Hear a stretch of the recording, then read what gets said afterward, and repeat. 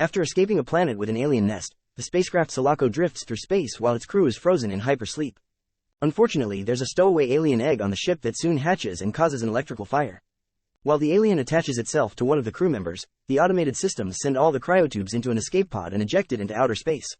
The vehicle's navigation system takes it to the nearest planet called Fiorina 161, an all-male penal colony populated by only the most dangerous criminals and owned by the same company behind the ship. The inmates find the pod and discover Ripley is still alive, so they take her to the infirmary. Dr. Clemens takes care of her and gives her an injection that helps her with the pain. He also shares bad news: she's the only survivor from the crash. The other 2 humans died and the android was damaged beyond repair. Meanwhile, the inmates use a crane to take the destroyed ship into the building. Their dog Spike takes the chance to look inside and begins barking when he sees the alien, which has gone unnoticed by the locals. Afterward, Warden Andrews announces to the prisoners that they now have a woman in the building. Some of the men point out this will bring trouble, but Andrew assures them he's already talked to the company and asked for a rescue ship. Ripley is left under the care of Clemens with strict orders of not leaving the infirmary until the ship comes for her. Meanwhile, Murphy checks on Spike and is shocked to see the poor dog has a bunch of wounds on his head, which is strange because none of the prisoners would dare hurt him. Once Ripley is feeling better, she demands to see the wreckage, so Clemens takes her there while explaining how each person died. The little girl died in her sleep, but Ripley notices a scorching mark on the side of the cryotube. Remembering the aliens have acid for blood, she gets suspicious and asks to see the girl's body. Next they go to the morgue and Ripley begins inspecting the little girl's body, wanting to be sure she doesn't have an alien inside. Then she demands an autopsy under the excuse of a possible infection, so a suspicious Clemens opens the body up. To Ripley's relief, the girl did die of drowning and there are no signs of alien life. At that moment, Andrews comes in and scolds Ripley for leaving the infirmary. But Ripley distracts him by asking him to burn the bodies using the infection excuse. Moments later, the bodies from the ship are cremated and inmate Dylan offers a very heartfelt eulogy. At the same time, in another room, Spike starts convulsing and suddenly explodes as an alien comes out of his body to then run and hide somewhere in the building. Afterward, Ripley washes up and shaves her head because it's prison policy.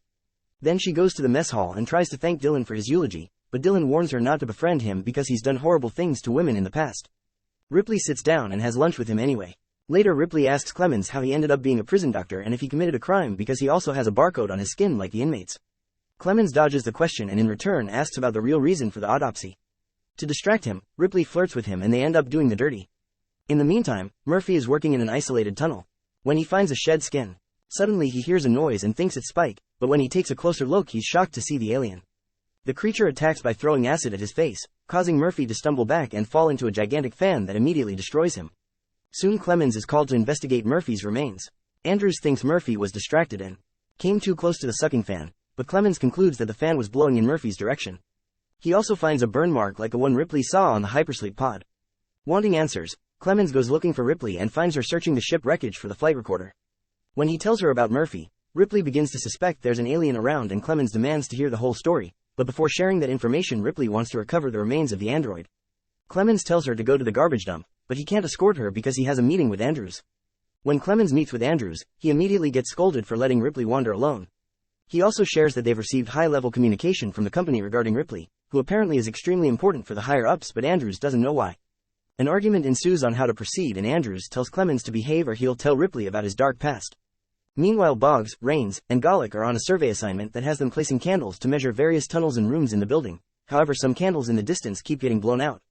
Assuming it's the wind, Rains goes to relight them only to find the now fully grown alien, which grabs Rains and begins biting him. Boggs and Golic hear screaming and run to check on their friend, but as soon as they see the creature they run back to the entrance. There they find Rains' dead body. Suddenly Boggs is attacked from above by the alien, which rips out his throat. The blood sprays on Golic, who after a moment of frozen shock runs away in panic.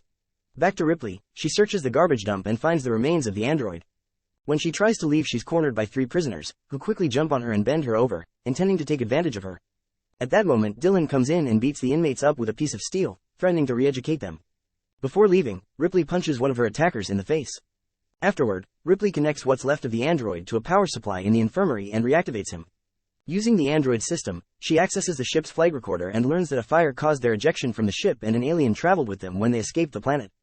This information has been shared with the network, so the company knows about it. The android is in great pain and asks for mercy, so Ripley permanently disconnects him. At that moment, Golic is dragged into the infirmary as he swears that he didn't kill anyone, a dragon did. Andrews and the others dismiss him as insane, but Dylan defends him, saying that Golic has never been a liar.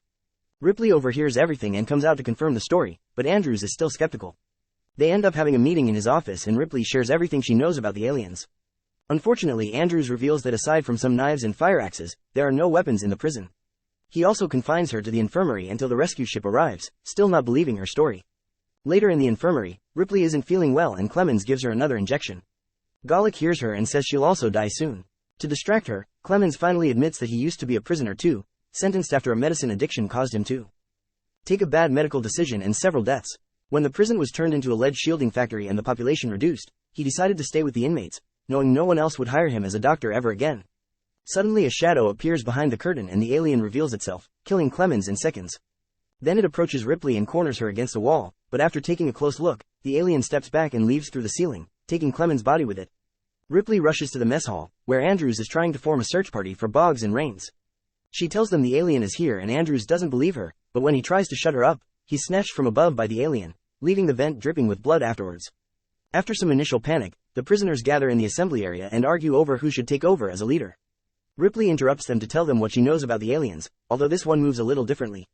The lack of weapons or a surveillance system makes planning difficult and Morse gets furious, blaming Ripley for bringing the alien to the prison. Dylan shuts him up and the group agrees to hear her out. Ripley asks for a floor plan and notices a large system of tunnels plus a toxic waste containment unit that can be completely sealed off. There are also barrels of highly combustible material behind a thick steel door.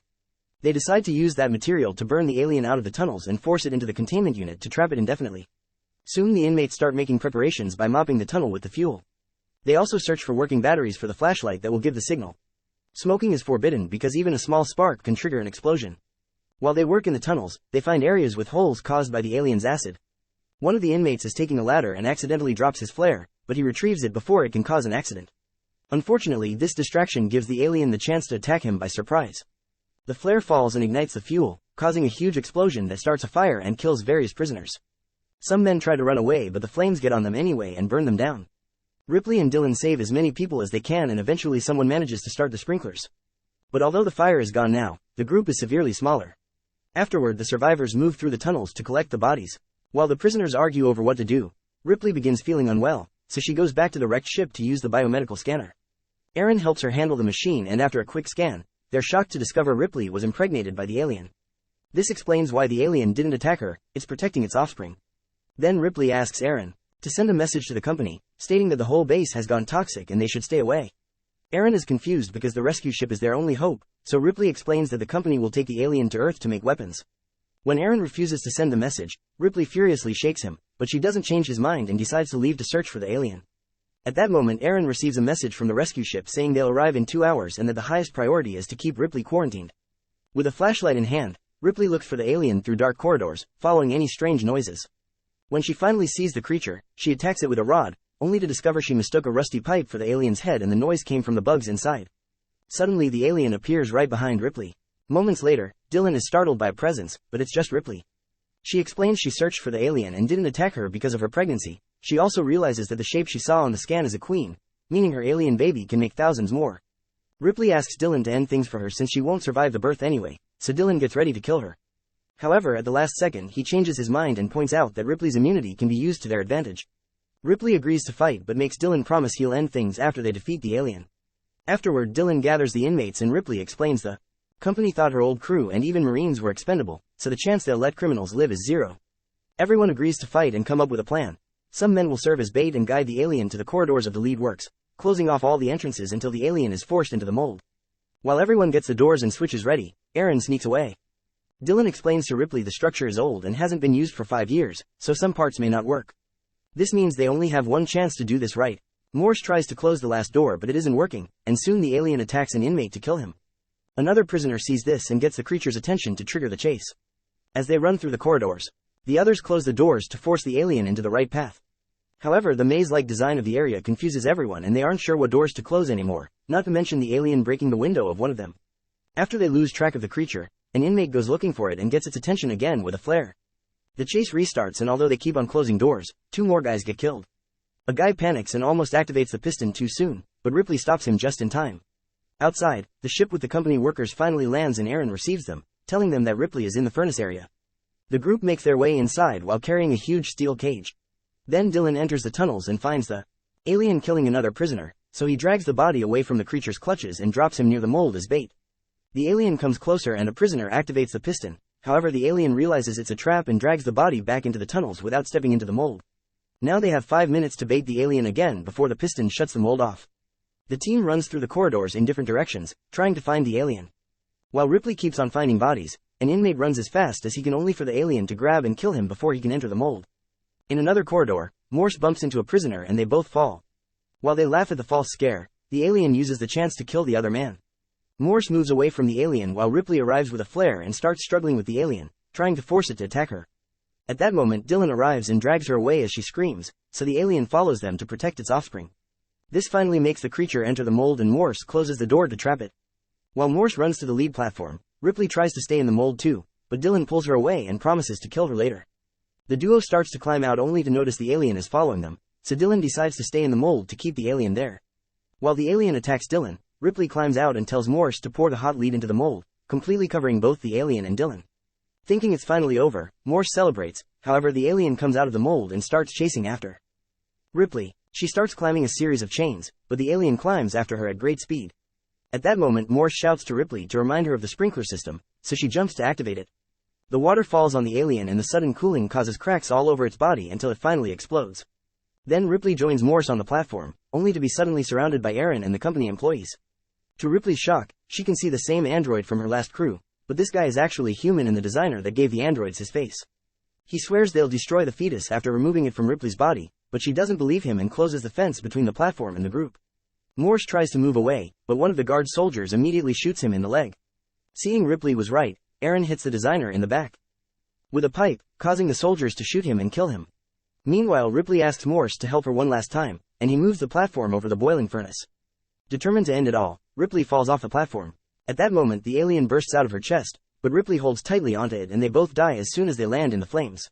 In the end, the scientists bandage Morse and take him with them. In the wreckage of the ship, Ripley's recording from her first adventure can be heard saying she's the last survivor.